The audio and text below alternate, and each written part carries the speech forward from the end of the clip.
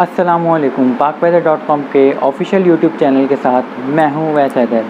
جیسا کہ ہمیں معلوم ہے کہ ماہ رمضان المبارک اپنے اختتام کی جانب بڑھ رہا ہے، تو اسی کو دیکھتے ہوئے ہمارے پاس لوگوں کے بے تحاشا کمنٹ موصول ہونا شروع ہو گئے۔ ہم سے لوگ سوال کر رہے ہیں کہ کیا ماہ رمضان المبارک پورے 30 دنوں تک ہونے جا رہا ہے، پہلی شوال کس روز ہوگی؟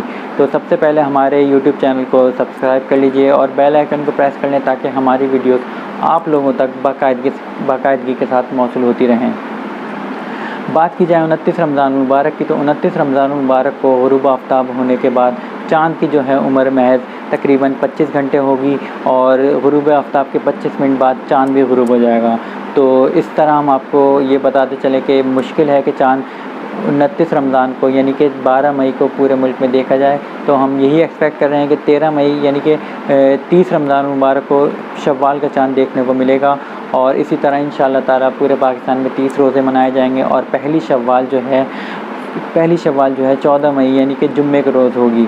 تو ہماری لوگوں سے یہی اپیل ہے کہ کووڈ کو دیکھتے ہوئے اپنی عید کے حوالے سے جتنی بھی ایکٹیویٹیز ہیں ان کو محدود کریں، اور عید الفطر کی نماز پڑھنے جائیں تو لوگوں سے اس بار گلے نہ ملیں، لوگوں کو دور سے ہی سلام اور عید الفطر کی مبارکباد دیں۔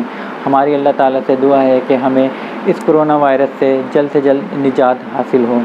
یہ تھی ہماری چاند کے حوالے سے اپڈیٹس۔ ہماری ویڈیو آپ کو پسند آئی ہو تو لائک اور شیئر لازمی کیجیے۔ شکریہ۔